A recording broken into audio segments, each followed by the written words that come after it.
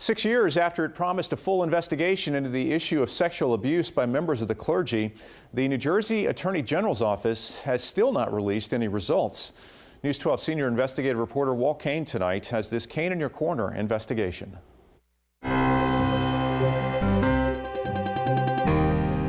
I'm Fred. I've been a survivor, and the first time I came out, it took me over 50 years. The members of this support group all share a terrible secret.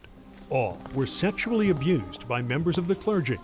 Even decades later, only a few are willing to be identified. I was abused when I was 11, 12, and 13 years old. It was more than abuse, it was rape. And it still affects me today. I told my mother, and she said, don't ever say that. He's a man of God. He won't do that to you. In 2018, the Vatican released a list of nearly 200 clergy members it said were credibly accused of abuse. That list included former Cardinal Theodore McCarrick, then the highest-ranking church official to ever face such accusations. It's a story we recently brought you on News 12's docuseries, Crime Files.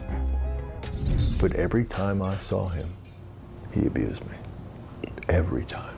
The last and only thing I can remember is abject horror.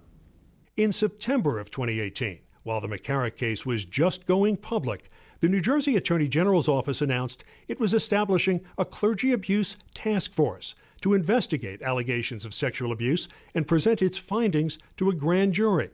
More than 6 years later, that task force has yet to release any findings. It's curious as to why the Attorney General's office has not come out with that report. The Attorney General's office needs to disclose their investigation. They need to collect their data, finish their report, and disclose what their findings are. Bob Hoetzen is hopeful the AG's report will be worth waiting for. Hoetzen is a former priest and himself a clergy abuse survivor. He now advocates for fellow survivors. I'm in constant touch with the lead investigator, and I'm hopeful that this report that they're going to produce is going to be very, very telling.